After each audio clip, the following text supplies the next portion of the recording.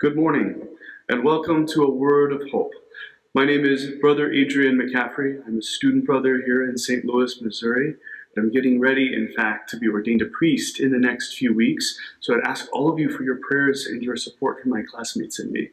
We're very grateful and we're very eager to be able to serve you in the province as priests and friars. Now, I want you to know that today's gospel is very special because it underscores the importance of friendship in our lives. Jesus says, "You are my friends." In today's world, friendship is something we certainly undervalue and sometimes mischaracterize. We describe many kinds of relationships as friendships, relationships with people we work with or go to school with, but are not necessarily very close to, or people we have connected with through social media, online, as well as those people whose relationships we can't imagine living without.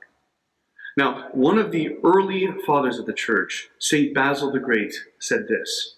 He said that we need to be, rather than seem to be, a friend of God. He provides us then with an interesting criterion. There is true friendship on the one hand, and then there is a seeming friendship that lacks in some kind of way. It is not complete, perhaps, or fully sincere. But how can we tell these two friendships apart? I recommend thinking of your closest relationships and thinking of the qualities that best describe them. Recall the trust you have in people, the freedom you feel when you turn to them to speak your mind, to say what you most truly feel and believe. There is no threat, no fear in such relationships, no dread. There's only you at liberty to be yourself. And that, I say, is what friendship is, or it is an essential part of it. It is a state of freedom you experience with another person you deeply trust and love, where you feel no threat, no fear. You can rely on that person wholeheartedly, and being with that person only makes you feel more yourself. And this is what Jesus is reminding us of today.